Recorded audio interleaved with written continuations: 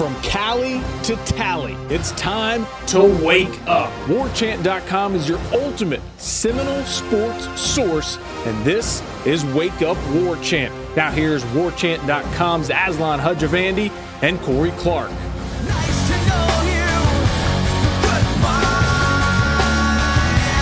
Nice to know you. Wake up! We thought it was going to be slow, but oh no, business is picking up. That's because Florida State played Troy last night. I'm not even going to try to be funny about it. Welcome to the program. I'm Aslan. Corey's here. And obviously, as you all know, folks, if you're living and breathing, you're a Florida State fan, you listen to the show, you know that Florida State no longer has an offensive coordinator. Walt Bell believed to be accepting the head coaching job at UMass. I'm going to go ahead and throw it out there. First off, to say hello, guys, just so everyone knows. Corey, say hi. Ira, say hi.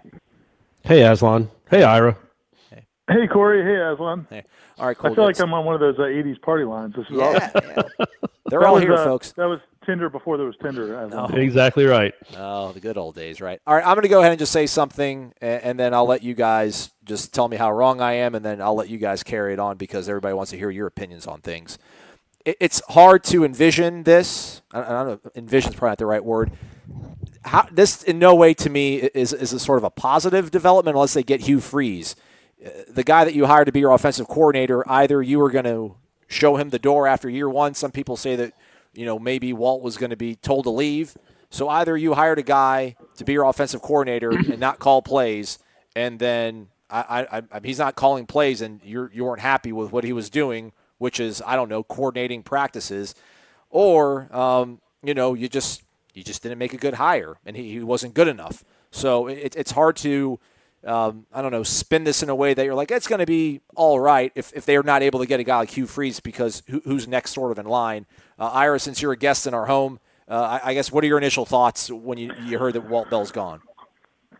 Yeah, I think you go back to the whole scenario from day one. It seems like it's been the whole thing's kind of been ham-handed. I mean, if you think about when we talked to Walt Bell, when was the time where he said he didn't know what he was going to do at game day? Was that like in preseason or like back in the spring? It was in August, I think. Was it in August? I mean, it was just like he literally, I don't know, maybe he was being coy, but he was like, yeah, well, we'll figure that out. And it was like, well, that's kind of strange that, you've hired a guy as offensive coordinator, 6 months ago, and he doesn't know what his role is going to be. And, Willie Taggart made it clear from the beginning that he was going to be the play caller.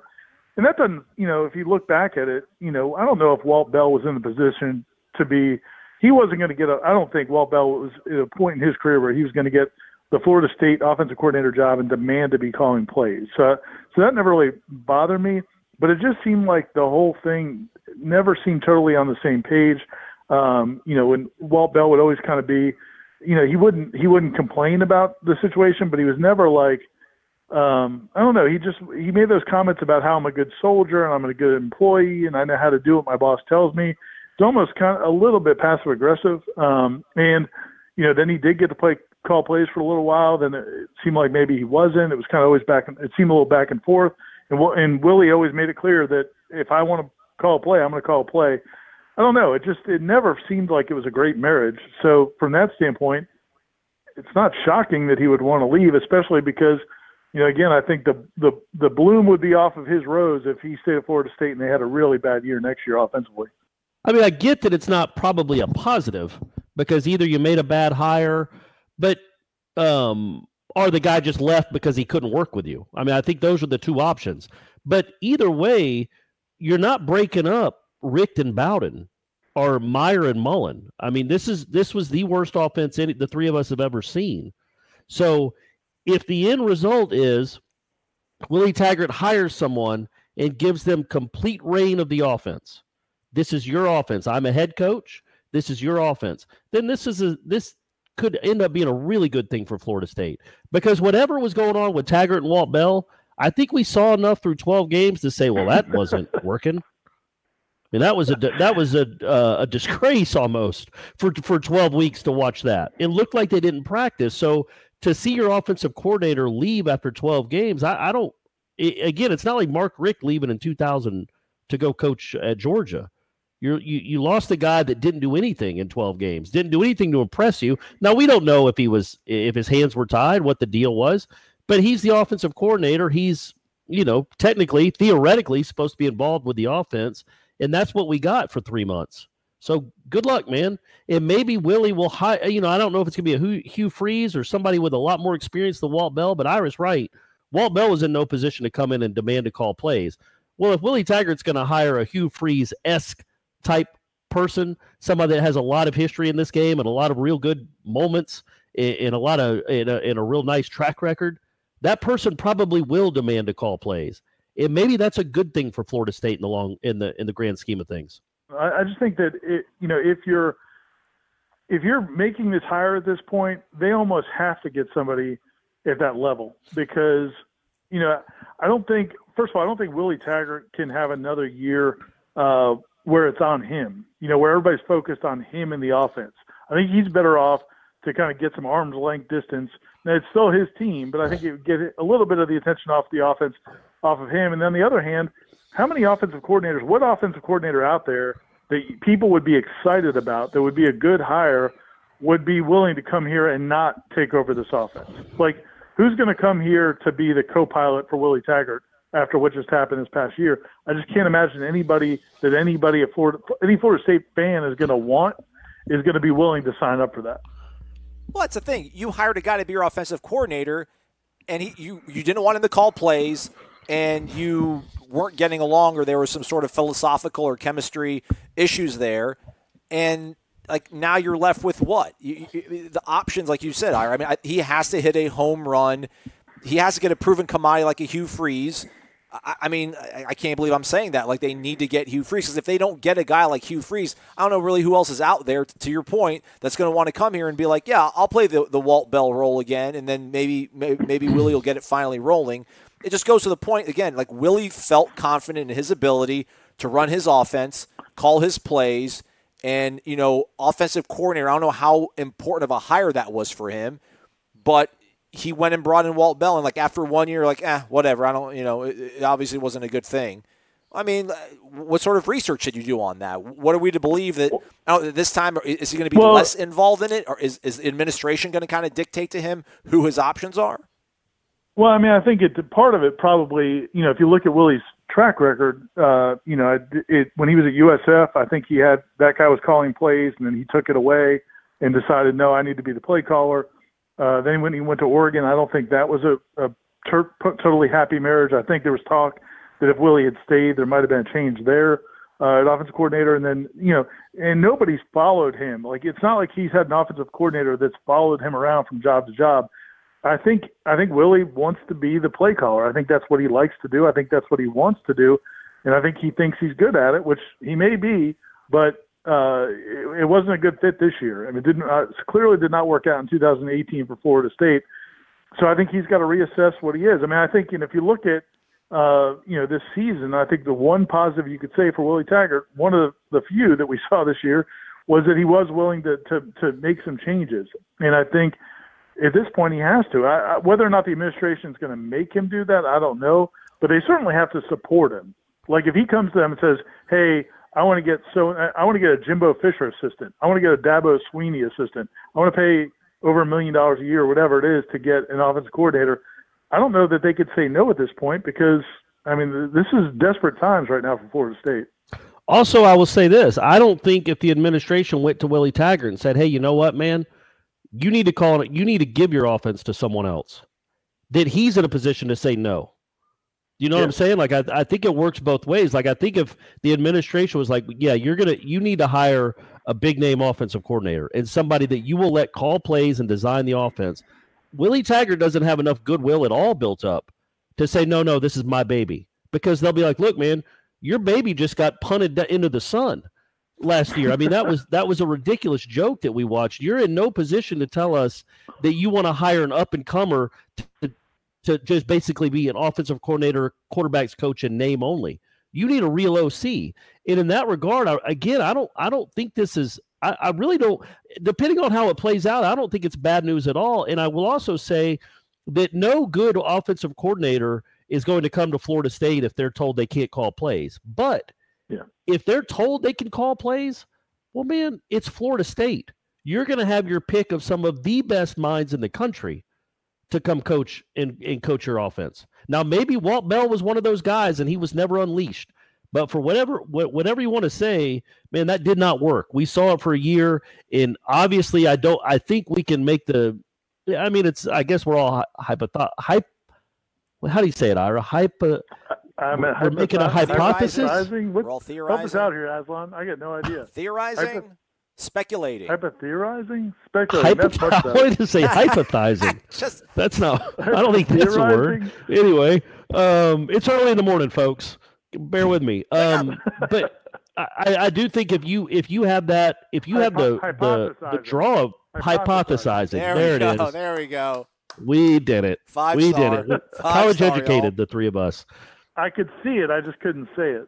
I could not do either. I wasn't sure I was speaking English there for a little while. But if you have that carrot to dangle, you could be the OC at Florida State and actually be the OC. Man, they will have people coming out of the woodwork for this job. And it's quite obvious, I think, there is some risk involved, though, man. You know, I mean, you could be out of a job in a year or two. But if you're one of the bigger names anyway, I mean, look at Hugh Freeze, man. Look, what did he do 2 years ago? And now he gets to be in contention for Tennessee and Florida State and maybe Alabama. Like, if you're good enough, even if you have a bad year or two at Florida State, if you have the track record that we're talking about, I don't think you're out of a job. And you can always just blame it on Willie Taggart. But I think what we all can figure out, right, is that it didn't work with Taggart and Bell, because I know it's a head coaching job and he's making more money there over the long term than he is at Florida State. But it seemed like he was racing to get out the door. Now, maybe he was told he needed to do that, or he didn't like the position. He didn't like the marriage either. But either way, it's pretty obvious it just wasn't working. But what can you do? Like, what can Walt Bell do as a guy who's not calling plays to upset the head coach? Like, hey, man, I'm not calling the plays. Do you not like the way I'm talking at practice? Like, what can you do to be shown the door when you're the OC and you're not calling plays? Well, I don't know that he was shown the door, but I mean, I think it could be clear that it's not working, and you may have some philosophical differences about how to. Well, they knew this is what it's going to be like, right? I mean, Willie wanted to call plays. Walt knew he wasn't going to call plays. Like, what were they expecting? No, I mean, there's more decisions that go on that can cause conflict than that. I mean, we would hear stories when Coach Bowden was the offense. I remember there were stories that when Darryl Dickey was the quarterbacks coach for Coach Bowden after Rick left, and he let Darryl Dickey call plays briefly to help out Jeff Bowden. And, just some decisions Darryl Dickey made in terms of when to be conservative, when to be aggressive, things like that Coach Bowden didn't like. And so he would take it away and then give it back to Jeff, or take it and he would get more involved in different things throughout the process. So, I mean, I think there are other things that go into it in terms of philosophical decisions that you may not realize until you get into games where, hey, let's game plan this week. We want to do this. And then the coordinator says, no, I think we should do this. And then maybe you just can't come to a reasonable decision. But to me, though, again, I think that I agree with what Corey's saying, that if the administration says, Willie, you have to do this.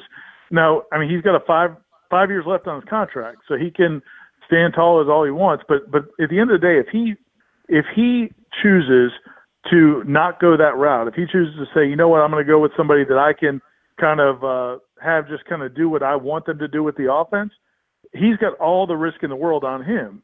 And again, I think that was the other thing I would say with Walt Bell in terms of why he would leave is, there was some risk to Walt Bell for staying. I mean, he was a year ago, he was one of the, a really hot young commodity. Everybody talked about how bright he was. He's a future head coach. He comes here and this offense looks like that. If it happens for another year or two, now that's on him. And so I think, I don't know that he was racing out because he hated working with Willie Taggart, but I think he also could have thought, man, there's a lot of risk here if I stay and this thing doesn't get turned around. To Corey's point, though, I mean, it can work out and not be a bad thing. I just think the optics of it right now, I hate using that word. It's one of the silliest words that we use nowadays. It's hard to really think of how this somehow wasn't a mistake. I mean, it was ultimately a mistake, and it's year one, and again, this was a throwaway season, Corey, as you said several times as this was all unfolding. Like, man, he's throw. I mean, it's not only a throwaway. It's like, all right, throw it into the trash and then throw a match on top of it, and then maybe spray some gasoline on top of it as well while you're at it. Just I think Florida fans, Miami fans are laughing at this, and they're like, all right, you hired this guy.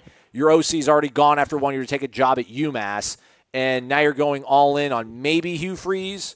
And again, if that doesn't work out, in your guys' opinion, I don't know if you've said it while I've been here racking my brain trying to think of a way to be intelligent on your guys' level.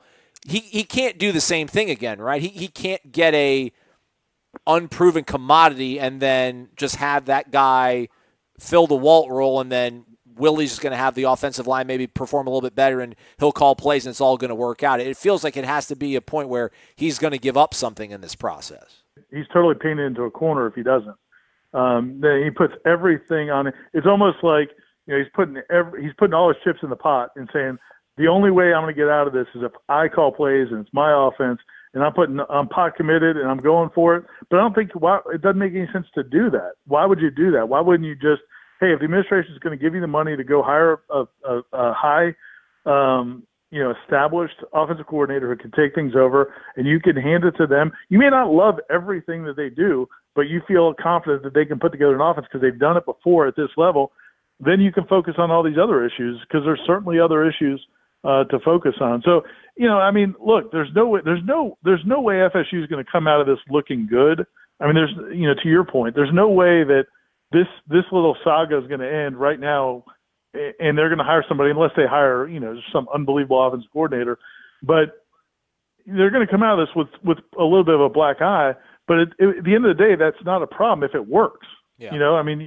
The big thing is just getting it right. And I think it has to be getting somebody that can get it done and really run the offense, run the entire offense. Because, I just don't think Willie, again, if he keeps control and this thing doesn't go well next year, I mean, how does he survive? Well, he doesn't. I don't know. And also, who really cares about a black eye when you've already been burned beyond recognition? Like, it doesn't matter. The season was so bad, and that offense was a disaster. So losing your OC after the worst offensive season in school history, I get it that it doesn't look great, but who cares? Hit reset. That wasn't working. It just speaks of instability. Not instability, but just speaks of bad decision making. I mean, that's one of your most important charges. But we knew that already, right? Like, that had already played out over the last 12 games. Something didn't click. So, that I don't think that's anything new to say that it was a bad decision. And I'm not saying Walt Bell isn't very good at his job. We'll see. He might be the next Bill Belichick. But it didn't work with Willie Taggart. And it's not just calling plays when it comes to an OC. I don't know what offensive coordinator could have come in and this thing would have looked good, but it couldn't have looked much worse. I mean, you know what I'm saying? Like, there weren't many worse situations they could have had than what they had this year. I will say this about Hugh Freeze. Hugh Freeze inherited a team that was 2-10, and they had a terrible offensive line, despite the fact they had two guys that are, I think, one of them still in the league, Bobby Massey, and a guy, Bradley Sewell, who was, these guys were like preseason All-Americans, but they played horrible the entire 2010 season, the last year the Houston Nutt was there, or 2011 season, the Houston Nutt was there. Freeze takes them from 2-10 to 7-5, beats Mississippi State, did a really good job of beating Mississippi State. Doesn't run the ball that much, but his offense has always scored. And if you want to talk about, like, the thing with Freeze to me is he in it for the long con or the short sort of play? Because there's rumblings about him really wanting the Alabama job if Mike Locksley goes to Maryland. However, the reason that people think that he hasn't already been hired at Tennessee is that SEC Commissioner Greg Sankey is deterring programs in the SEC from hiring him. I think that was something that happened last year with Saban wanting to bring him on as an analyst. I think that Sankey actually kind of shot that down, and then he wasn't able to bring him in. He brought in Butch Jones instead. So I don't know how much of that is going to affect him being able to get the jobs in the SEC. But like, if you go to Bama and you're the OC there, I guess you become part of Saban's whole reclamation project, and you're able to go to another really good program after that and be a head coach. But, you come to Florida State and you are the OC for Willie Taggart and this thing starts rolling. You're in that same sort of position, and you're setting yourself up for a pretty decent interim job if it doesn't work out However, I guess the thing is, what if it doesn't work out? Then if Taggart does get let go for some reason before 2020 rolls around, you're probably not in line as the interim guy if you're Hugh Freeze. I mean, it's pretty remarkable that we're talking about Hugh Freeze, as if those calls to those escorts happened a millennium ago. I mean, that was like 18 months ago. He was busted with that, right? If that, yeah. And he got caught. I mean, will we know he can recruit? Now, his means of doing it might be frowned upon, but we know Hugh Freeze can recruit. But it's pretty remarkable that just how this sport works, where all of a sudden now all Florida State fans are clamoring for that guy, the guy that all he did was preach church and values and Jesus and God, and that's fine. I'm not demeaning that. But then he gets caught, I apparently dialing escorts every free second of his day. Hey, man, hate the sinner, not the sin, brother. Sure. So Hugh Freeze has some baggage. Let's just put it that way. Right. Do we know if maybe he was counseling them? Yeah, trying to help. Yeah, provide probably salvation. I mean, I think the point is right now that there's not a lot of names that are being floated out there, and that's the one name that Gene Williams was able to actually pin down and confirm had been in Tallahassee on Monday, I think of all days, when this whole news started breaking about Walt Bell leaving to discuss the job. I mean, I'm sure there's other names that might come out that will sound like a better fit, but I mean, when you hear that your offensive coordinator is gone 2 weeks before the early signing period, and we're going to talk about that with Michael Langston about what this means for Sam Howell, the prodigal son, the potential savior, that when you hear a guy like Hugh Freeze that turned around an Ole Miss program that's never been good, beat Alabama twice, went to, I think, 3 New Year's Six bowls in a row. At least I know he went to at least 2. He was in the Peach Bowl against TCU and got hammered, and then beat Oklahoma State in the Sugar Bowl. Like that's a really good upgrade. I mean, that's a really good upgrade, especially if Willie's going to take his hands off things, because for his foibles, Hugh Freeze, it was never a lack of putting points on the board, and he took it to his rival early and often. That's a great thing too, man. Maybe Dan Mullen will bring in the best out in him because. Well, and that would be a good storyline. Yeah, the thing about a guy like Hugh Freeze, whether it's him or somebody like that, what the nice thing about somebody like that is his career. In terms of his bona fides, I mean, he's proven himself as an offensive coordinator. So if he comes to Florida State, I don't think there's as much risk as there might have been for Walt Bell to stay here. You know, Walt Bell, again, if this ship didn't turn around, I think it was going to ultimately affect him, maybe set him back 5 years on his career to get back to this kind of level. A guy like Hugh Freeze or somebody who's established as a coordinator, if they come in here and it stinks, they can just say, look, man, Willie Taggart is not a good head coach, or the talent was so terrible we had no chance, whatever it is. And then, you know, you get your guaranteed 2 or 3 year deal, and you've already proven yourself, so you're going to get another job.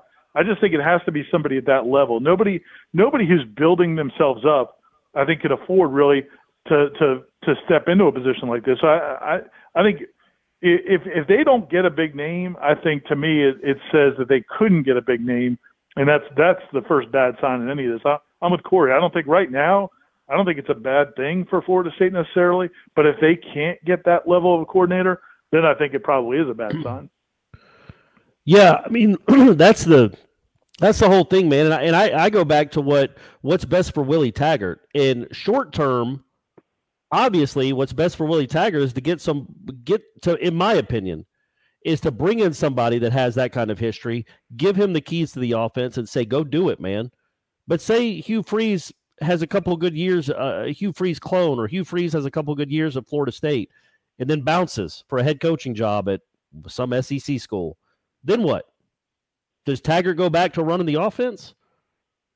Because what that would mean, in my opinion, is if Willie Taggart hired somebody like Hugh Freeze and gave him the keys to the offense, then that's it for Willie Taggart ever calling plays in a football game again.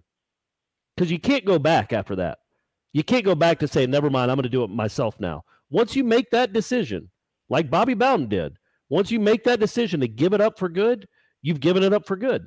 And I wonder if he's in a spot in his career, he's just 43 or whatever he is, 42, 43, where he's willing to do that, because he sure seems to like to be involved in the play calling. Yeah, I mean, I guess the difference, I was going to bring up like Dabo, when Chad Morris left, he just, gave it two other assistant coaches have been part of the system and could kind of take it over, and it's worked well. But I guess you're to your point, it's more about the personal side of it. And he definitely seems to want to call plays. But also, at the end of the day, it becomes about career preservation and job preservation. Yeah. I mean, Willie Taggart was very fortunate to get the Florida State job. I mean, I think we can look back and say that it might have been premature for Florida State to make that hire. And certainly if it doesn't go well, he's going to have a hard time getting back to this level again. I think, if I'm him, I'm saying, I'd love to call plays, but I also want to keep coaching at this level. This is where my career, I want to coach Florida State for however long they'll keep me. I want to coach at this level for however long. If this experiment fails for him, it's going to take him a very long time if he'd ever get a chance to coach at this level again.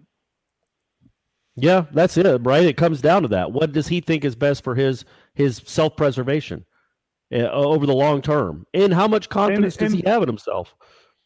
Well, and he's a great recruiter, but it's going to be easier for him to sell a proven offensive coordinator than to sell skill players on what they just saw.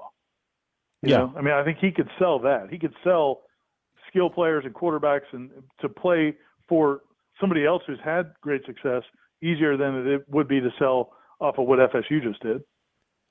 Ira, is Florida State comfortable? I mean, I don't want you to speak for the entire university, but I'm going to make you here. I mean, is Florida State comfortable having to now be one of these programs that's going to have to pay, seven figures to coordinators? Like they're going to have to pay $1.8 million to get a guy. They're going to maybe $2 million just to get a coordinator. Well, I mean, I don't know if $2 million. They may have a tough time swallowing that, but I mean, I just think it's one of those things. You look at the decision makers at Florida State. John Thrasher, Ed Burr, who's the chair of the board of trustees, David Coburn, who's the interim athletic director. These are all guys with business backgrounds. They're businessmen, and so I think it doesn't take a genius to look at the numbers and say, okay, well, what's our risk?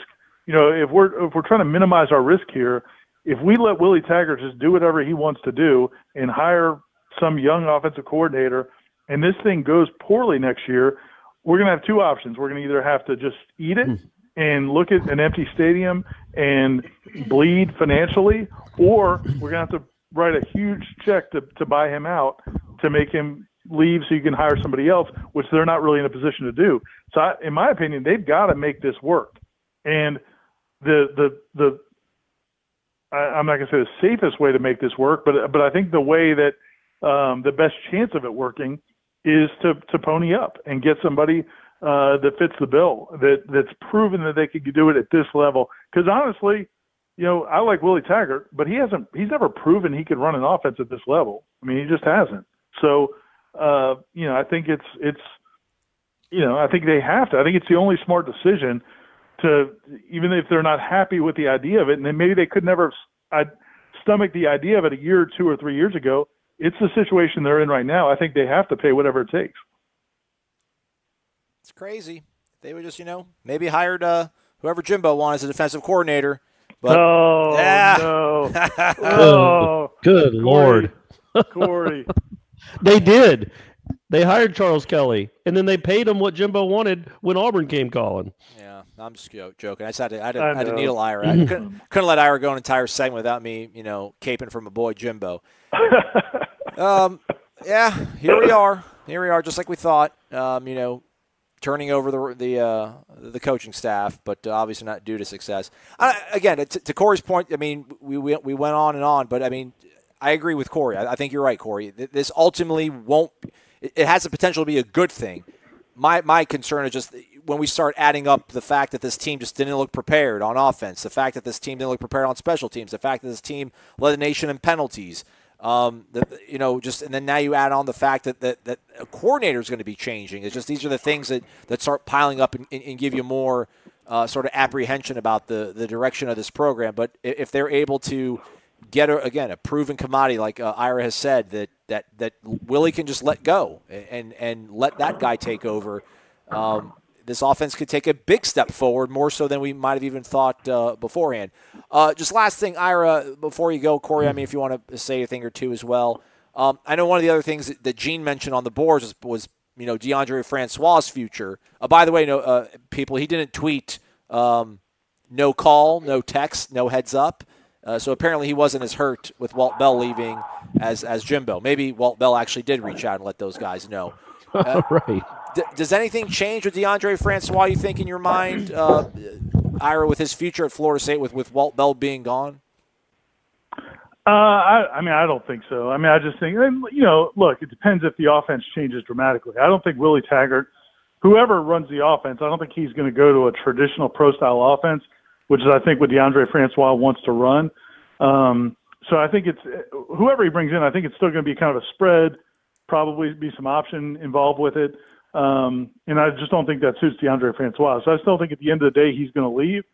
But, I guess it depends. Theoretically, if Willie brought in somebody to completely go 180 and back to a traditional offense, then maybe. But I think that's probably a long shot. Don't you think, Corey? Yeah, that would surprise me. What would give Florida State fans pause, though, obviously, is the connection from Bell and with Bell and Sam Howell.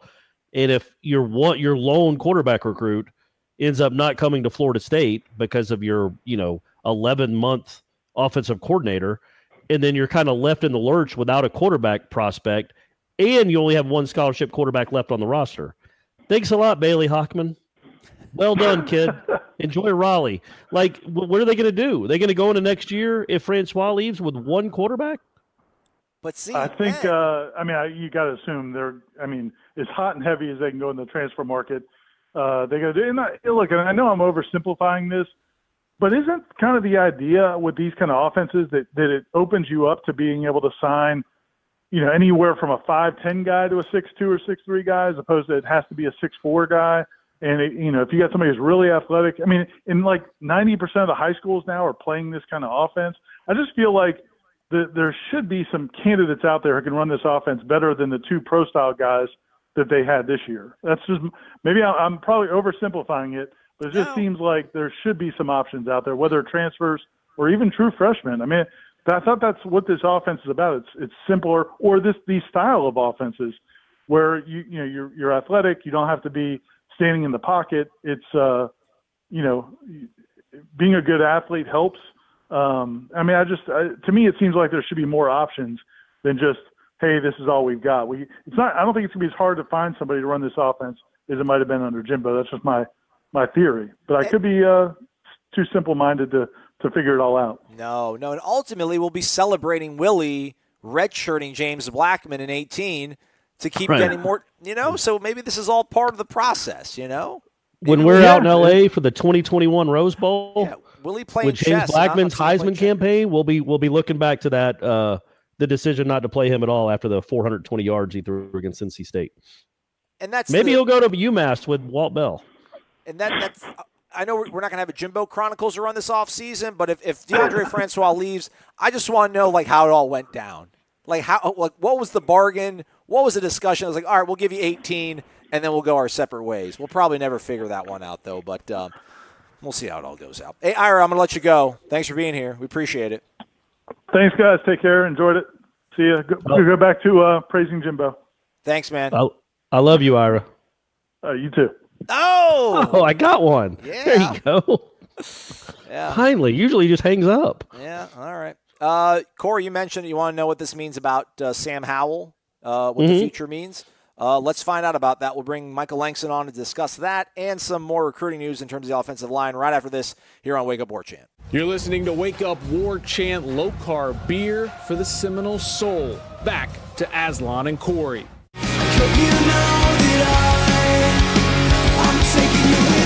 All right, folks, as we said, let's go ahead and bring in the man of the hour every hour once football season's over. Well, pretty much the man of the hour, every single day. Michael Langston, recruiting analyst for warchant.com. Michael, every time we talk to you, I always think that you're just probably, sitting on a beach, sipping some nice drink with a little paper umbrella in it, but you're always grinding, man. And I imagine that is applying to your day now after news has now dropped. Obviously, as we said in the first segment, Walt Bell likely leaving, going to take the head coaching job at UMass. The recruiting aspect of this now, Michael, that's obviously what everybody wants to know. I guess one part of it is the fact that, Sam Howell was a, quote, Walt guy. That was Walt's guy. Walt brought him into the fold. Mm-hmm. But by the same token, it's also the fact that it's early December. There's that early signing period. How quickly could Sam Howell form bonds and relationships at other universities possibly? Where do you see it right now, Sam Howell, and where he stands with Florida State? Well, he has relationships with Miami and Mark Richt. I mean, there's some kind of it's nothing to the level of Walt Bell, or the UNC staff that just got fired, where he has a relationship with Fedora and several of those coaches on UNC. But with Taggart, there's some relationship, but it's not like a tight bond. FSU fans on our site have a hard time understanding that and comprehending that, but it's just one of those weird recruitments where Walt was the main contact for Sam. The Howell family mainly dealt with Walt Bell. That was the guy they dealt with. Now, sure, Taggart met with him, got to get to know him, and Sam got to know Taggart. So there is a relationship there, and it's not impossible, but it makes things really difficult for FSU because your main contact is gone, and it's the guy that first attracted you to FSU. So it makes things extremely difficult, and it's going to be tough for FSU. I mean, that's just call it real. I mean, that's the real truth. It's going to be tough for FSU to pull it off. Michael Langston, recruiting analyst for WarChant.com, joining us here on Wake Up WarChant. I guess then what's plan B then, Michael, right? I imagine if Willie sort of felt the chemistry wasn't there with him and Walt, he probably foresaw, or if that's even a word, the fact that he could possibly lose Walt and then ultimately Sam Howell. Can he spring into action with some plan B guys, or are there guys out there that you think might be on Florida State's short list if Sam Howell does end up going elsewhere? Well, I think first of all, we have to wait till Willie Taggart makes his in-home visit on Thursday. So we have to see how that goes, and then I think that'll kind of be telling to where this goes, because I think once he in-homes, and if he doesn't come out of that, or we're not hearing like, hey, he's going to sign with FSU, or it's likely going to happen, I think we're going to know exactly with Sam Howell after that in-home visit. So first off, we have to wait for that in-home visit. Certainly they can't wait around. I'm sure they're going to hit up some guys. You got several guys that they've recruited throughout the year, like the Lance Legendary kid from Kansas that they were involved with. You got several guys. Tayson, I can't even pronounce his last name, starts with a P, but the guy I'm talking about. He's still available, huh? But I don't want to say his name wrong. But you got guys that I'm sure this isn't like totally unexpected to them, that they knew there's a possibility that Walt could leave. So I'm sure there's other guys that they've hit up. We don't know yet, because they've been so locked into Sam. They wanted to show Sam like, hey, you're our guy. You're who we want. They didn't want to lead on where they signed another quarterback and it's like, oh, well, apparently I'm not that important. So they've been so focused on Sam that it would make things difficult. So I'm sure that's a thing that Willie will highlight when he visits with him. And first off, we have to see how that goes, and then after that, we'll come up with some options for where FSU could go next. And also we have to wait and see who FSU hires at offensive coordinator. I mean, it could be a guy that Sam really likes, or there might be another quarterback out there that this offensive coordinator, whoever FSU hires, might have a connection with them. So there's a lot of variables that we have to wait through, but I think the most important thing we have to see is how the in-home visit goes, and if Willie can make up for the loss of Walt, because I can't stress it enough that Sam Howell and his family only dealt with Walt Bell. That was the guy they mostly dealt with. The only time they really, I think, saw Taggart or talked to Taggart was either when they talked to Walt on the phone or when they were on campus. So that's kind of where we're at, and that's why I say it's going to be tough because when you have a main guy that's dealt with the guy the whole time. And it's a weird situation. It doesn't usually happen. It's usually a staff. But this is kind of one of those unique situations. But, just have to monitor and go from there. But, right now, as I told people on our site, I don't think it's likely that FSU is going to be able to keep him. But we have to see how the in-home visit goes. Maybe maybe things change after that in-home. Yeah. Last thing from me, Michael, we'll let you get going. I know you're super busy. Anything new on the offensive line? That's obviously the next thing on everybody's mind is who's going to protect for whether Francois comes back or if it's Blackman or maybe a freshman comes or maybe a transfer comes. Any sort of traction being built up with offensive line prospects after Florida State's been able to now focus totally on recruiting after the season came to an abrupt end? Well, they've made several JUCO offers. We mentioned Jay Williams from California. He's going to officially visit FSU on the 15th, I believe. You have Desmond Bland, who's a Nebraska commitment. I think FSU's got a good chance of pulling him. And I think we've mentioned several of them on our offensive line hot board. And I think there's several guys that you got Will Putnam, although they offered Maurice Smith from Miami Central, and he's also a center, so that makes me less confident about Putnam if they're offering a guy that late at center. So, possibly I think you could pull Maurice Smith as your center if you don't get Putnam, and then I think the plan is still in place. They're probably going to get one grad transfer, more than likely, very likely. I'd say they're at least going to get one grad transfer. They could get two. Seems like they're involved with a few guys there. And then sign like 2 or 3 JUCOs.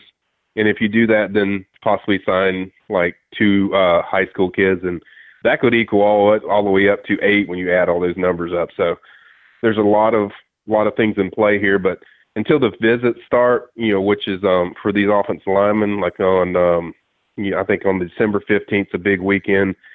I don't think we'll know until that activity starts.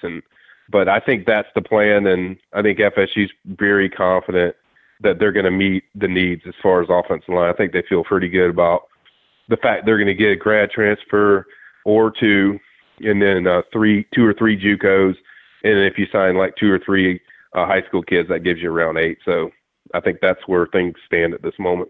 Oh, and I lied. One last question. Somebody asked this last week, and I forgot to get you on the show. Do you have a decent idea of what the number is Florida State's going to try to bring in for 2019 for the recruiting class?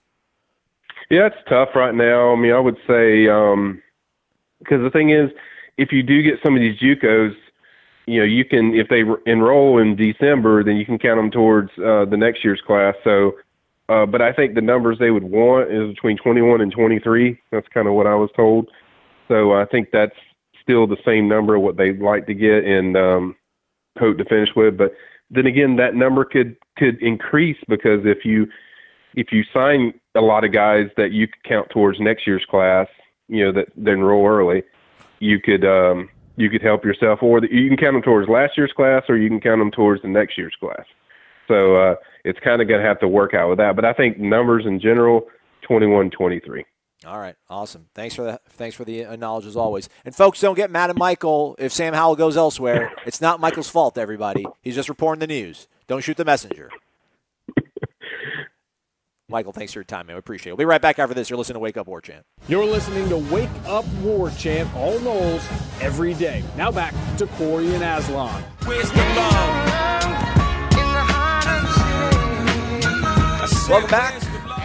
Thanks to Ira and Michael for joining us here. We're going to wrap things up here with some final thoughts. But first, Florida State 83-67 winners over Troy last night. PJ Savoy had a team high 16 points, 4 triples for him. Leonard Hamilton talked about after the game, Corey, the fact that, hey man, Noles are number 11 in the nation. They got to get used to the fact that they're now the hunted and having the target on their back. So it's a brand new day over at the Donald L. Tucker Civic Center. Is that what we're calling it, or is it TLCCC? Whatever we're calling the place where Florida State never loses anymore. How about TLC cubed? All right, cool. I like that. I like that better. I watched the second half of that game, all of it, and I wasn't overly impressed. I get it. It's Troy. They probably weren't that into it.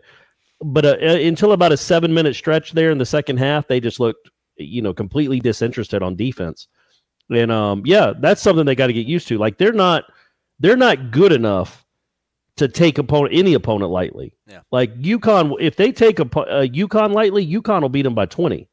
They're not. It's not a bunch of NBA dudes that can kind of just half step it and still turn it on when they want and beat a good team. And so they got to figure that out. They've come out in the second half of each of their last 3 games and not played really well defensively. And I know that's nitpicking. They won again. But, again, you're looking towards the future and what this team can be. They got to figure out how to pick it up defensively, and they really need Kofor back because God love my 7'4" man. He doesn't need to be on the floor as much as he's on the floor. He really kind of hurts them on both ends, quite frankly. And I'm telling you, folks, I guarantee you at least a quarter of Florida State's turnovers this year are on passes to Kamaji. If he just wasn't on the floor, they would cut their turnovers down by 25% because they're always trying to throw him oops. And they either go over the backboard, off his hands, off somebody's head. Every now and then he'll catch it and dunk it. But it's just, and he's not a shot blocker, even though he's 7'4". So, he'll play some. I'm sure he'll have some big moments for this team this year. But they really need to get Kofor into the mix, and we want to see what this team is once January rolls around. Because, heck, man, their first 2 games in the ACC, do you know who they are? Or 2 of their first 3? Do you know what their first 3 games are? I know Duke's in there, right? Yeah, it's at Virginia is their first one. Yeah. So at the number 4 team in the country, then Miami, and then they play home the number 3 team in the country and the most talented team in the country in Duke. Yeah. So they got to get this squared away, man, or they're staring at a 1-2, 0-3 type ACC. And again, I'm not. It sounds like I'm nitpicking. Watching how they played against Purdue to start that second half, where Purdue just couldn't miss. They scored like 15 points in 6 possessions, and then Troy did the exact same thing. Florida State was up by 9, and then all of a sudden they're up by 2 because they can't get any stops. They're going to win and win a lot if they play like they did against Florida on defense. And just run around everywhere and challenge everything and be focused and be locked in. It seems like lately they've kind of lost a little bit of that. And part of that is because he plays so many people. But also I think part of it is because, they're the 11th team in the country. And maybe they think they're a little bit better than they are. And maybe that'll be good for them, that Troy game, to be only up by 2 with 17 minutes to go. Corey, I feel like if we were in the same peer and age group and like we had a sleepover and we snuck some girls in the window and my parents caught us, like you would sit there and give them a 5-minute excuse when we could have just been like, oh, it's not what you think, yada, yada. But you would have just kept going on and on. My alma mater's football program is burning. Can we start talking about football again? I just want to throw a little. Is that how it is? Basketball. You got the 11th team in the country in basketball, and you want to talk about? You just want to lament the football program? We already talked about them for 40 minutes. Here's a thought I had walking out of the basketball arena with Ira. First off, man, I think Ira brought some fire to the first segment. That was some pretty critical thoughts from Ira. I think Ira's usually a pretty sensible, reasoned, rational, level-headed guy. Not to say that he wasn't in the first segment, but I feel like I've been panicked, and Ira's always a guy like, dude, you got to chill out. But I feel like he's kind of seeing some wobble in the stride of Willie Taggart, judging by his comments in the first segment, man. This is just not a good time right now. It's just not. I mean, agreed. Are we staying home this December, Aslan, or are we going to watch a bowl game? We are staying home, man. Sorry, here's my thought, kind of. And it goes to the point about Florida State, I guess, is now going to have to be in the arms race of ponying up really big salaries, 7-figure salaries probably to get the right fix in here, because it's more financially prudent to go throw $5 million guaranteed at a offensive coordinator for 3 seasons than it is to eat Willie's contract if it doesn't work out by him hiring some up-and-comer again. You go and look at Willie's track record, Western Kentucky, South Florida, Oregon. I think the only 500 season he had in his first year at the helm was Oregon. I'm pretty sure Western Kentucky, they were 2-10 his first season. South Florida, I don't think was above 500 his first season. The only first year on his job where he could instantly put his hands down and be like, yo, check it out, look at me, was Oregon. And the Oregon job was a place where he had Mario Cristobal, a guy who was a head coach, a guy who had great experience and pedigree coaching at Miami, being an analyst for Nick Saban, and Jim Leavitt, a guy that coached linebackers for an NFL team that made it to the Super Bowl. He was with Harbaugh at San Francisco, also got USF off the ground in Tampa as their first head coach. Like, those two guys were a real big part of Willie's success at Oregon. Now, Willie probably came maybe to Florida State and took a page out of the Western Kentucky or the South Florida playbook where maybe I can use my magic, or I don't need to rely heavily on guys. I wonder if there's anything that might have happened with him and Cristobal and Levitt and being involved with such big names and guys that were so accomplished that maybe he went a little bit of a different track when he got to Florida State. But maybe Willie needs that instant shot in the arm of really good, experienced coaches, because Western Kentucky and USF, they're going to give you 4 or 5 years to get it right. You're not going to get 4 or 5 years with Florida State. Well, yes, that's correct. You're not, especially when your first. If they look like that, you're not going to get 3 years if your second year looks like your first year, probably. Yeah, I mean, that makes sense, and I see what you're saying. And again, we keep throwing out Hugh Freeze. We can just say unnamed offensive coordinator, but somebody with a track record, somebody that Willie will, I don't know, just hand over the keys and respect enough to say, I trust you, do what you want. He's obviously going to meddle some because it's his team, it's his program, it's his offense. He has a certain style that he wants to play, and he has a certain mindset he wants to play with. I got it. But he needs to hand over in my opinion, if this is going to work, if he's going to satiate the Florida State masses, he can make this a positive. He can have the people like you and your buddies all of a sudden turn on a dime and say, you know what, this might be awesome. If he lands a big-name guy, comes out and says it's his offense, I'm going to let him run the offense. I've learned the error of my ways. I will have some input, but I want him to have it. Then, I also think that's probably good for him. It's not that he has – when you look at the makeup of the staff, I don't know that we'd call these guys yes men, right? But some of them are. Some of them owe their whole careers to Willie Taggart. Others don't. Harlan Barnett doesn't. Walt Bell didn't, but Walt Bell also served at the behest of Willie Taggart. Walt Bell was a 33-year-old hire who'd only been a FBS offensive coordinator for 2 years, and they weren't 2 glorious years at Maryland. So Willie Taggart took a chance on him at one of the best programs in America, or used to be anyway, a big-name program, and gave him the OC job. So I think Walt Bell felt beholden to Willie Taggart. I think it's always helpful, in my opinion, to have people in there that will challenge you some, and that maybe you respect more. And I'm not saying he doesn't respect Walt Bell. I really don't know the first thing about the inner workings of the dynamics of that relationship. But it stands to reason that Willie Taggart was going to do things his way. Walt Bell could either get on board or he couldn't. He's the head coach. Yeah, man, okay, I hear what you're saying, but we're doing this. If it's a Hugh Freeze challenging him, Willie, or a Mario Cristobal or a Jim Levitt, maybe you're right. Maybe he takes more of a step back. It's like, you know what, that is a good idea. Let's do it. I think he does maybe need somebody that doesn't just, somebody that will challenge him, somebody that has been around a while. What Dabo got with his assistant coaches. I do think that wouldn't be a bad play for Florida State. I think in the great, this can be a silver lining. This could be something that actually helps Florida State in the long run. Yes. If they let it, they can hit reset and start over and make the correct hire for his offense, he's got a chance now to hit reset.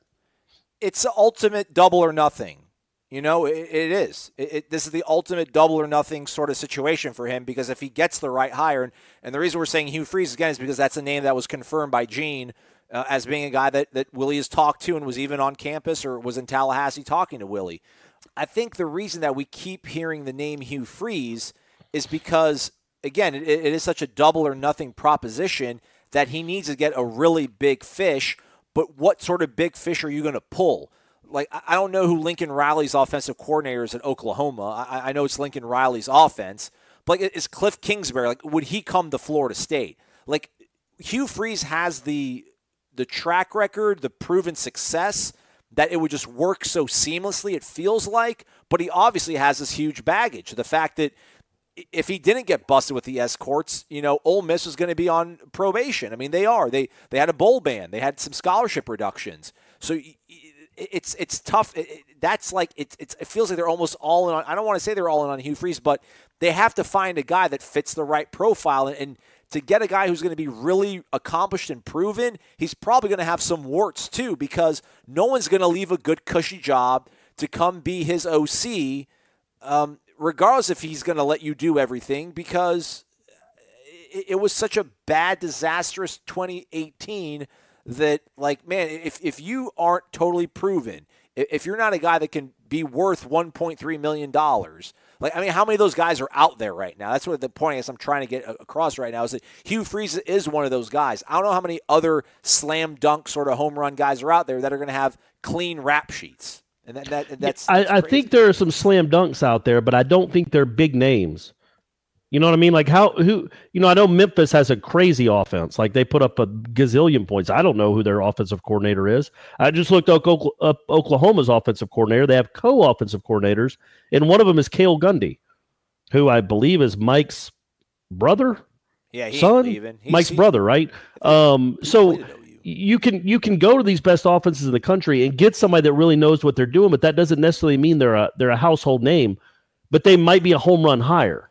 I think the key, more than getting somebody that we know, is getting somebody that has been doing it for a while, that has a long-term track record of success, in letting them run the offense. And if you tell Florida State fans, and maybe even more importantly, the administration, this is his offense, here's what he's done the last 12 years. Here's what he's done. Those guys aren't going to leave, though, are they, Corey? Who's going to leave that cushy, a good job with stability to come here and maybe have it work out with Willie Taggart? Unless you think you're going to be the interim coach. But no, I guess the point would go back to, say you did get you got. I guess we'll use Hugh Freeze again. Sure. Well, we'll use Kingsbury. Do you think if Kingsbury came to Florida State and had 2 years, and they were pretty good on offense or just average on offense, not great, and then the whole staff gets fired, you think he'd have a hard time getting a job? Probably. I think the guys with that track record, 1 or 2 bad years, they won't hold that against you. I don't think there's a lot of risk for like Ira said. I don't think there's a lot of risk for a proven guy, nearly as much as there were risks for Walt Bell. This was his one shot. Yeah. And if he'd have been here again next year and the whole staff gets fired after going 2-10, well, man, he's going to go and be the wide receivers coach at Middle Tennessee State or something. So he jumped when he could. And he struck while the iron was hot, or he still had it. He was still the offensive coordinator at Florida State and could blame everything on a porous O-line. But, a guy like Hugh Freeze or Cale Gundy or Cliff Kingsbury, that 1 or 2 bad years wouldn't destroy them, I don't think. I guess if you're getting paid 1.2, I don't think the risk of your career being sidelined or falling off a cliff, I don't think it's there for a proven commodity. See, the problem here, too, is that it's Willie's whole MO is offense, and he needs to get an offensive coordinator. I feel like the interim tag in some people, like Ed Ogeron, for Ed Ogeron going to LSU sort of made sense for him, because if it wasn't, Les Miles was on his last strike, and if it wasn't going to work out for Les Miles, Ed Ogeron was the natural interim coach. Now, he somehow parlayed that into becoming the head football coach full time.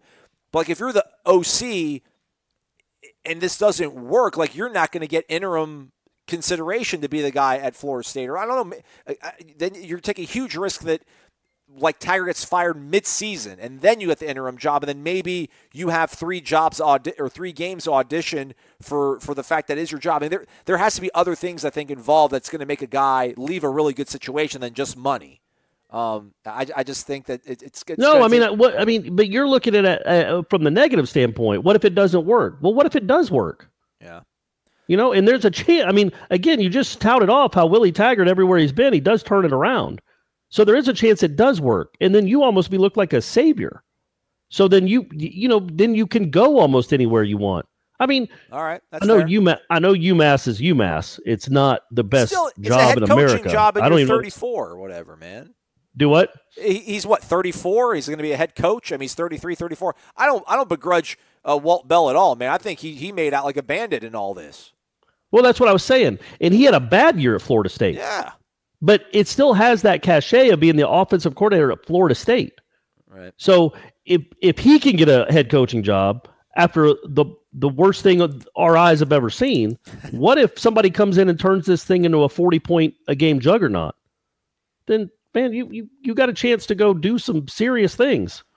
How many of those guys grow on trees, though, Corey? Because like you said, if some guy leaves and like Willie gets this thing going, they're 10 wins. They maybe, knock off Clemson one year. I mean, then a guy leaves. I mean, how many of these guys grow on trees to where Willie can then go and get the next guy? Is that the cycle, or does Willie maybe get the confidence, or he sees enough ACC defense that he gets a better feel for things?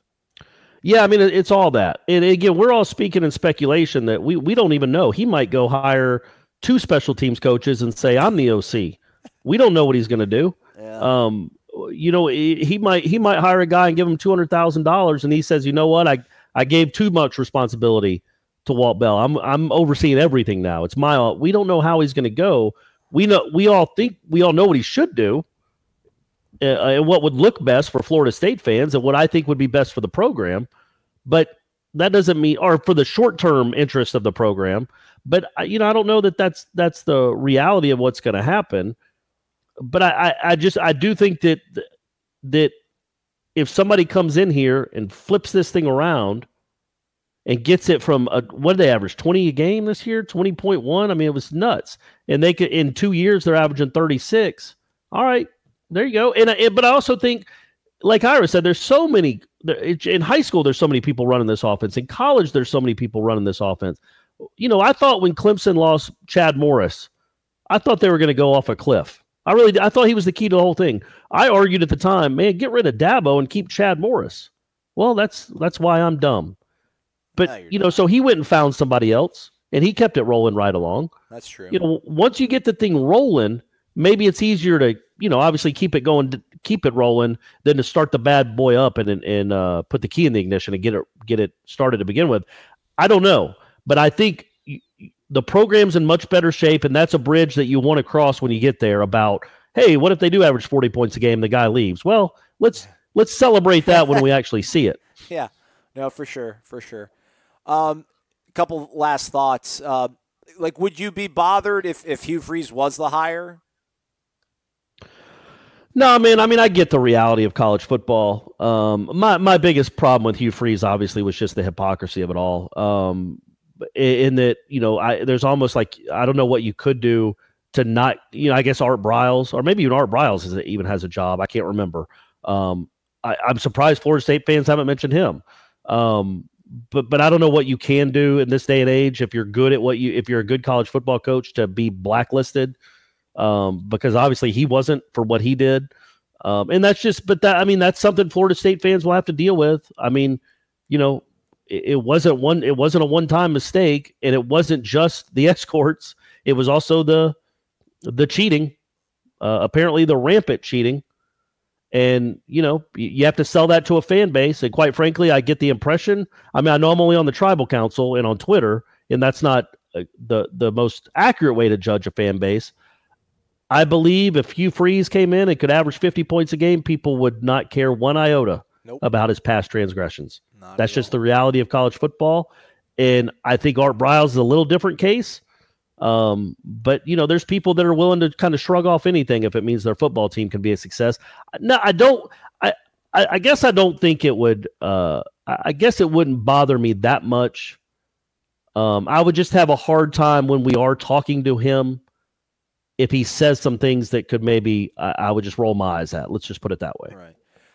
I will say this on Freeze, just being in Mississippi and having covered him, and then also talking to folks when it started crumbling around him and when it finally came to an end. Like, he was from Mississippi. He's from Senatobah, which is like the northern part of Mississippi. The cheating thing, I'm not going to talk about what he did with his family life, his private life. I don't like talking about that sort of stuff. But I don't know, maybe people will dig that on the tribal council because they really like talking about Jimbo's personal life still. You know what I want to say, though, real quick about that, and then I'll let it go. Yeah. It's not, everybody the people have foibles, man. I'm not judging people on their foibles. I judge him on what he says and then does that kind of stuff, number one. But then also when he's caught on it and he says, oh, it might have been a butt dial. And then the AD has to come out and go, no, there was an alarming record of phone calls like that. It was very alarming, and we had to terminate them immediately. And my man's selling it off as like a one-time call and a butt dial.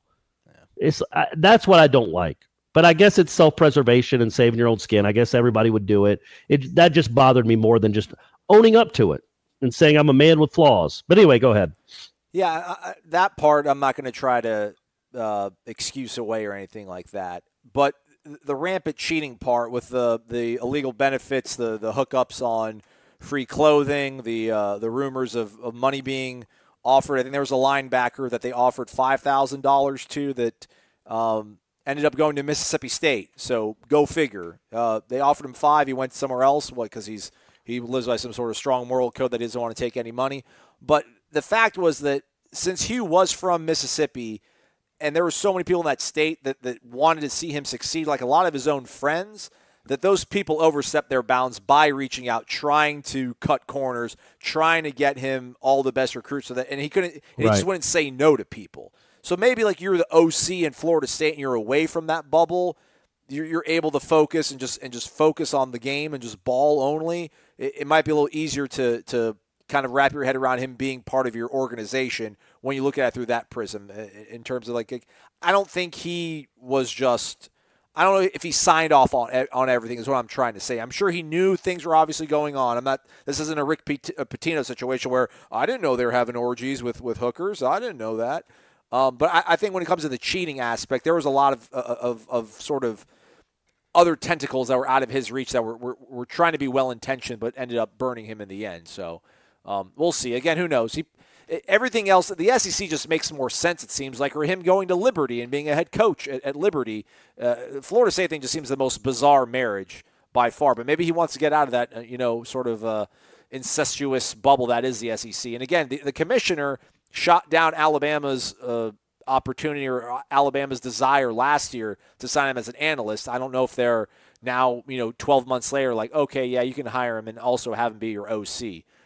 So I don't know how that's going to go. God, that'd be really interesting if Saban hired him too. Yeah, I mean, good. Like that seems like just a weird combination of people. I guess Lane Kiffin was a weird combination of people too, but that would seem that would be a really odd coach's room. Yeah, with Hugh Freeze and Nick Saban. But yeah, man, if he can score points and put up yards, yep. Hey man, I'd rather be going to somewhere sunny around New Year's than Buford, Georgia. Let's just say that. And my last thing, and again, this was part of Gene's report on War Chant. Check it out on warchant.com. With the rumblings of DeAndre leaving, it just there's I don't want to say concerning pattern of behavior because then I sound like a prick principal from a middle school. But man, like if Francois leaves, you pick the wrong quarterback. Walt Bell's gone. You pick the wrong offensive coordinator. He's painted himself into a corner, Willie Taggart, to the fact that we say give him 3 years. It's getting increasingly difficult to imagine. I don't want to say that. I'm not trying to call for his job because people say that I'm not being objective. Like I'm telling you, folks, if he wasn't 5-7, I wouldn't be talking like this. I assure you. If they were 8-5, I would not be in a tizzy over things. I promise you.